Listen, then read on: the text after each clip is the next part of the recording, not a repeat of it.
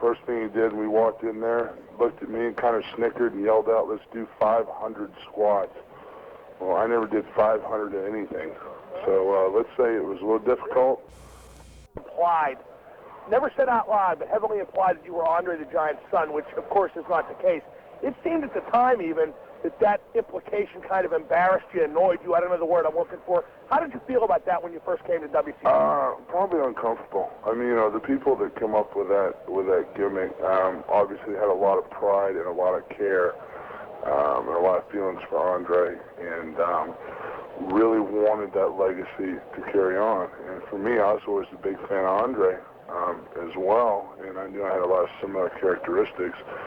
But yeah, I wasn't comfortable because, of course, when you come in, you want to state your own thing. And believe me, I'm much more proud of the fact they went with this gimmick than with my idea for a gimmick. And my idea was Paul Bunyan. That way I could have a cute chick go down the ring with me as Babe. So let's just say the Giant was a hell of a lot smarter than my idea.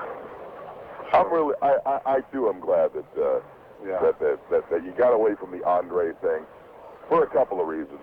I've always thought that wrestling did a horrible job in really preserving its own history. We don't talk about a lot of the people that went before us, guys like Ray Stevens. People think Jim Hellwig was a great wrestler and wouldn't recognize Ray Stevens if he walked into their room. There's one thing about you that I really want to kind of bust you on, and I don't think the people know it, but they should, and that's the attitude you have, not only the work ethic that you bring into the ring, but the overall attitude. You don't give anybody the star attitude. You come in, you come early, you work hard, you stay late. Every once in a while you'll bust Dave Penzer's biscuits, but I'd only do that because I like to pester Dave. Yeah, but it's easy. He's got a big bullseye on it. The guy's got 3 nipples, okay? The last time I saw that was in a James Bond movie, okay?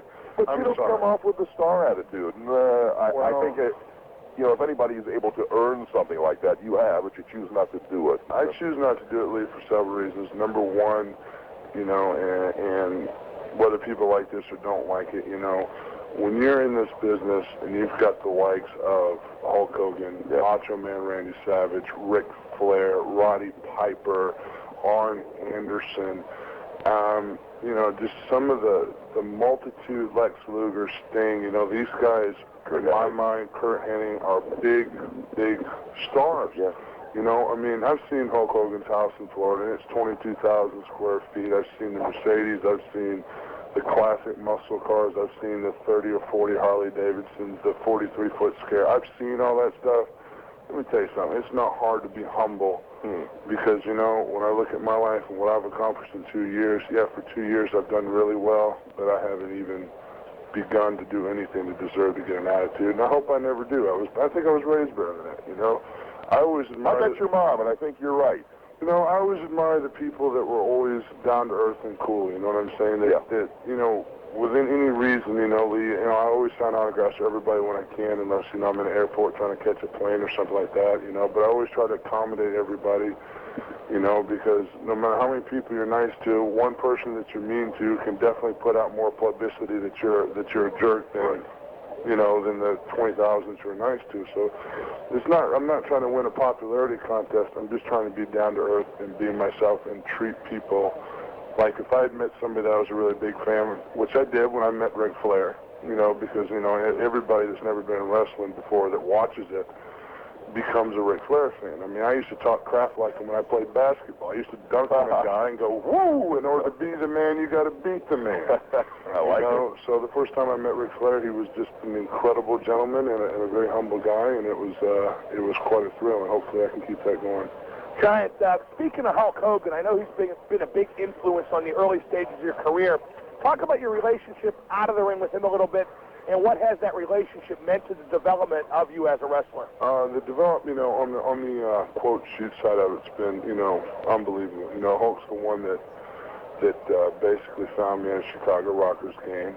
I was Danny Bonaducci's secret weapon against Hulk Hogan and Jimmy Hart in a full-court basketball game for charity at halftime.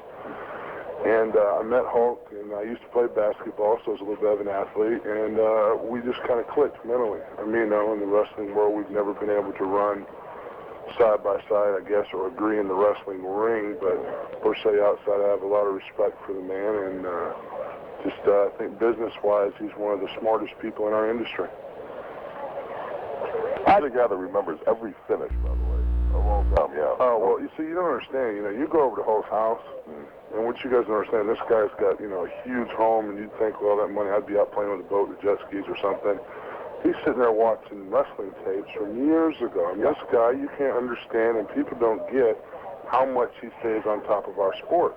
I mean, he watches everybody's wrestling show. He's tuned into everything. He knows what's going on. That's why, basically, you can say what you want to about the way Hulk works in the ring or whatever. Maybe he's lost a step or two here or there.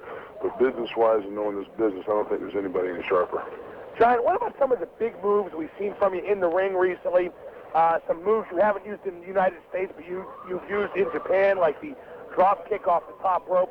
What are some of the big things you're working on, and when can we expect to see more of those? We saw the kip up the other night into the choke slam. It's quite impressive. Well, I think that's part of, you know, I'm still trying to identify with my character and myself as a wrestler. You know, I mean, you know, when I sit back and talk philosophy with my mentor, it's like, you know, be the giant, be the giant, be the giant. And, you know, to be the giant and to mull over people like a slow-moving snowplow that's steady and strong is impressive, but I'm kind of want to say that for the latter part of my career when I can't move anymore. I mean, I think right now I'm going to try to adapt my style, so to speak, and modernize it if at all possible and steal some from it, because that's what we do in this business is we all steal from each other. And do the Hulk Hogan thing. I mean, my deal is to do have a signature comeback, and part of my signature comeback, I think, from now on will be some sort of a nip-up, drop kick, something impressive, and when I nip up, everybody's going to know, just like when Hulk Hogan started shaking, party's over. I think you've downplayed your own amateur background. We all know that you pretty much distinguished yourself as a high school basketball player, as a football player. I know the Detroit Lions were just overtly chasing you, whether they knew you'd ever played the game or not before. So to say that you got a little athleticism, I think it shows your humble side, but let's talk about the fact that you really are an athlete and you do things that athletes do. So to see you do a kip-up or a drop kick, while it's going to open a lot of mouths and drop a lot of jaws, I think it's something that you come by because you're an athlete and you're willing to share that with the crowd. Oh, definitely. No, my whole thing is I'm trying to give as much to the people as I can within an amount of dosage that they can handle. I mean, if I go out in one night and do nip-ups, drop kicks, sunset flips, drop kicks off the top rope, and moonsaults, and Frankensteiners, and all the things that, Frankenstein off the top, all the things that I can do, people are going to go, what the hell got into him? Right. You had too many cups of coffee or what? You know, so, I mean, my thing is to try to bring these things out, try to save them, especially for pay-per-view, so in my mind, people kind of get a feeling of, well, they got something extra, you know, let it be little things, and just let my character try to develop naturally and just basically develop at its own right course and try not to rush it. I know every time I see Mark Madden, he corners me in the hall, and I swear he's going to try to give me a Vader splash or something. He wants that moonsault. He wants to see it. I'm like, be patient, brother. Be patient. You know, when the time's right, and maybe against an opponent like a Kevin Nash or something like that, I'm more than sure I'll bring it out. But you're right, you do pick your spots. Good thinking. Did I hear you mention, Giant, that you could do a Frankensteiner? I played around with it off the top rope. Yeah, I've done it before. You know, there's nothing, and you can ask Terry Taylor, there wasn't one thing that Terry Taylor couldn't show me in the ring that I couldn't do right after seeing it. There wasn't one thing. Well, you know, as much as you have a debt of gratitude to Terry, and I know you do because you're willing to talk about it so openly, Terry's very proud of you. I mean, a lot of us are very proud of you. But he calls me son. I think that's a good way for somebody to be proud of you. How you doing, son? Well, yeah, and I think he means it from the heart, don't you? Yeah, without a doubt. I believe it. Oh, no doubt about it. Giant, talk if you could about, you did the drop kick off the top rope in Japan. I talked to a couple people who've seen tapes of that. A hush just fell over that crowd when you did it, and that's not a crowd that's easily hushed. So talk about that move, the circumstances surrounding it, and what did the crowd react like from your vantage point? Well, of course, when I was over in Japan, you know, Japanese fans react very differently, you know. I mean, it's so hard the first time you go there because Japanese fans are very polite. so for them it's considered rude to cheer and hoot and holler and throw things in the ring and stuff like that and really get into it emotionally, but they're still into it. When I went up to the top rope, first of all, I don't think they'd ever seen a giant go to the top rope. They all went, oh! Yeah. You know, they didn't know what I was going to do. Then when I hit Yasuda with a drop kick, I was, oh! They all started clapping and cheering. And it was a smaller building the first time I did it. And it was a good feeling because to move that crowd into, to move that crowd into some kind of an emotional response, you know, it's probably the hardest crowd around to work because, number one, they're not easily impressed because, you know, the Japanese style wrestling is very intense, very fast-paced, with a lot of high-risk maneuvers, and they're not easily impressed. But when you go over there and you know that you can impress those people and get them talking, then you know that you're kind of on the right track and you're doing the right thing. John, I want to talk a little bit about the crowd. I know there was a time where some of the guys would say, oh, it's just a house show. In fact, you know, there were a couple of memos that circulated about that.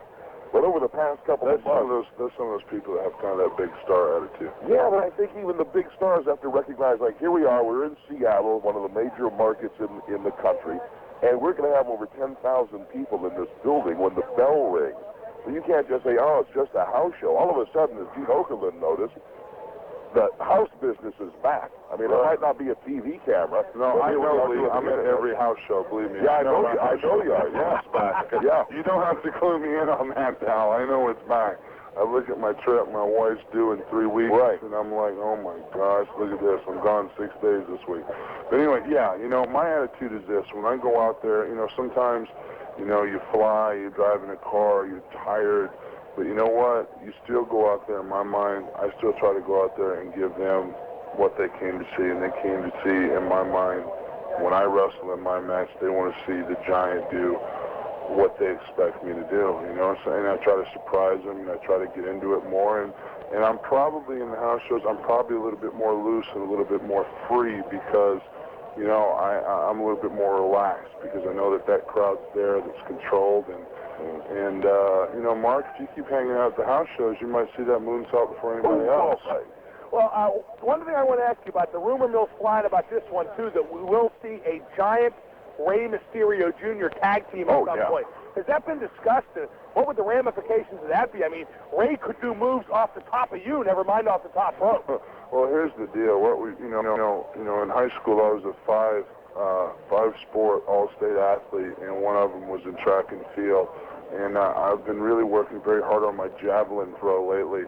So I think with Rey and Mysterio, I think I can actually skewer somebody with Rey and just throwing my clean through him. Ray actually talked about it. He said he'd love to do a Hurricane Rana, one of the great aerial assaults, off of your shoulders. Yeah, you know what? And Rey Mysterio is such a tremendous, and you guys know him, he is such a humble, incredibly charismatic, nice guy that I think the two of us together could have a lot of fun. I mean, you know, it's definitely the extremes of both worlds. You know, that's when I did that nip up. Right. You know, I said, well, I went out and saved your butt the other day, so if America thinks I'm hanging out with you, at least I got to let them know that I learned something from you. But it is the coming together, Giant, is, again, to reflect on your point about the athleticism and being a true athlete. I mean, this industry, this sport, we've seen a lot of crowbars, a lot of big guys that flat out couldn't work. Right. So when we see a man that's your size that can really get out there and work, or a man that's Ray Jr. size and also get out there to work, again, it punctuates what you brought up,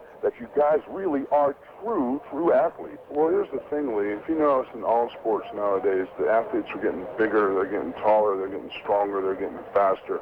I mean, 15 years ago, I would have been a dominant center in the NBA. Right now, I got the best seat in the house. I stand in mid-court, and I'd watch everybody run by me because nobody understands how fast those 6'10", 6'11" guys are. Right. Rodman, you know, Willett, all those guys can run so fast, and they're up and down that floor that the days of the big, strong white guy or big, strong guy, period, in the low post are over with. I mean, there's just... it's not there, and that's the reality that I had to face, though I'm a good athlete. In that sport, I just didn't have it. I mean, I would jump and get my wrist over the rim, and I'd still be staring at some guy's boxer shorts with his number on it. And I'm like, give me a break. John, you mentioned before that Hollywood Hogan watches a lot of wrestling, studies a lot of tapes. Do you do that, too? And if so, what What kind of guys do you watch, and what kind of guys do you try to let influence your career a little bit? You know, it's hard for me, Mark, because, you know, I've watched, you know, hours and hours of tapes of Andre, and I've watched, you know, a lot of Big John Studd things. Steve Regal gave me a lot of stuff on Don Leo Jonathan, who was a tremendous big man athlete for his time. But I would say he was more like you than the other two guys you mentioned. He was an athletic guy. Good point. Yeah, my whole thing is right now is just trying to steal a little bit from everybody and incorporate it. You know, I like to try to exemplify a good presence in the ring, you know, not a real serious presence in the ring, you know, kind of like, I tell you who I think's got one of the best presence in the ring as far as facial, you know, just like right before the bell rings, you know, and that's Kevin Nash. If you ever looked at Kevin Nash in the face, you know, and I asked him one time, I said, now let me ask you this, when you're in the ring and you're standing there, what are you thinking of that gets you that intense? He says, I think that bastard standing right in front of me, excuse my language, pardon me, I'm sorry. Yeah, all right. That guy standing right in front of me in the ring had just done something horrible with my wife and my child. And you see it in his face. So then I go in there and think that, and I got to get that thought out of my head because I'll tear the guy clean in half. Right. I don't have that control factor valve. You know, what is it Scott Hall used to call me? He used to call me big, sensitive giant, hurt my feelings, and I'll tear your arms off. We talked about the Don Leo Jonathans and some of the big guys, Giant. Who among the guys that aren't around anymore, that maybe you never even saw wrestle, but you've seen the videotapes of it, or even the old 8mm grainy film? You know, I never went to a live wrestling show in my life as a kid. Really? I never got to go. We were too broke. There were a couple of guys that Roddy Piper's one, who says that the very first wrestling match he went to, he was in. Yeah. So I suspect you had the same sort of Well, it deal. was pretty close. You know, the first one I went to, I was at the Rosemont there, and then the second one I was in. Wow. So. What was that first time like? What did it feel like to go out there and put everything you would learn from Terry Taylor to Power Plant from everybody to use? Well, let's see. That was Halloween Havoc in Detroit, the biggest icon of our industry. Usually Halloween Havoc is the biggest coup de grace pay-per-view of WCW every year. My first match, I knew that everybody in the locker room were huddled around the monitors to see if I was going to fall flat on my face, or if I was going to break Hulk's neck by accident, or if I was going to actually get through this and do it. And I don't know how. We didn't know. And nobody, well, hell, I didn't know either. You appreciate that part of it, though, don't you, Giant? Oh, I appreciate 110%.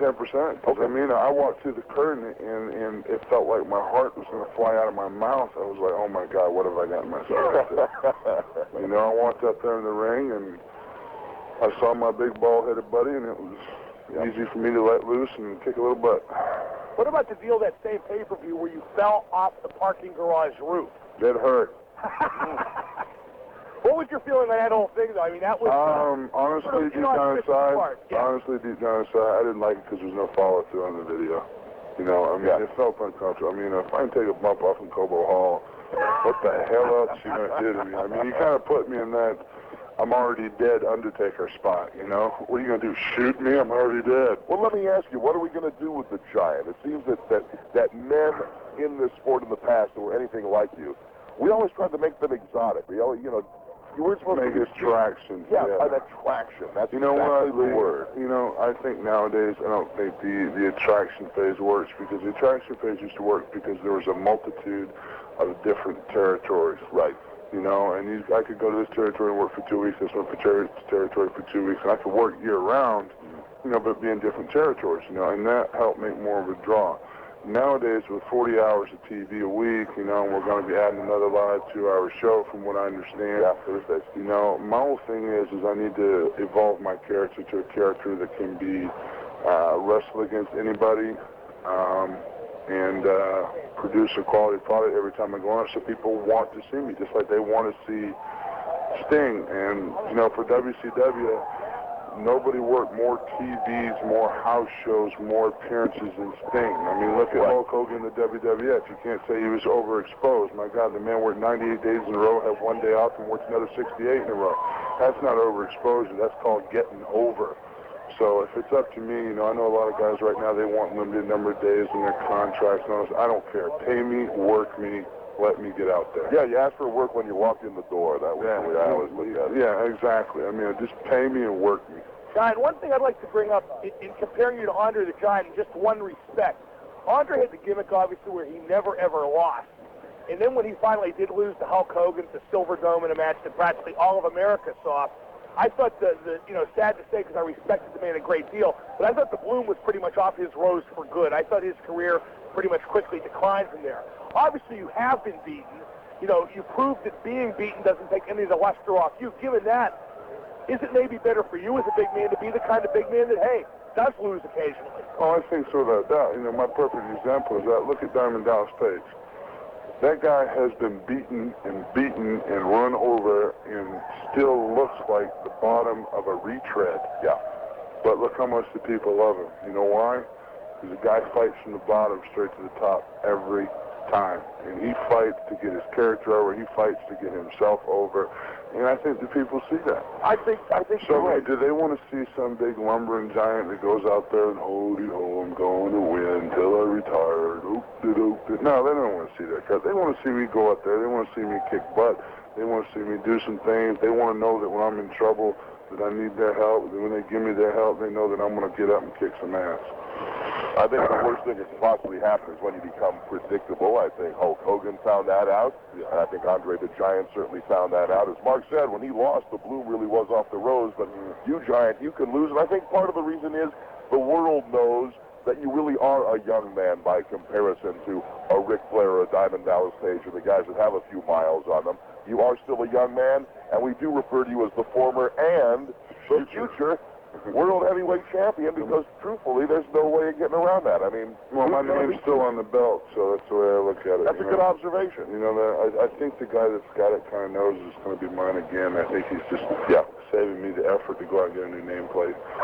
Because, you know, when I got it the next day before TV in Rome, I drove straight to the trophy shop in Rome, Georgia, and had my name put on. I do remember. And that's how much of a mark I was. I did it the next morning. Yeah, if I remember, because I was on that trip, correct me if I'm wrong, but didn't the jeweler just trade you the fee for Randy's plate? Yeah, I had Macho Man still in the belt, and I got rid of it, and he put my name on free for Macho. I said, you didn't have it because I was pitching it anyway. Right. I want to go to my first day of TV with my name on the belt.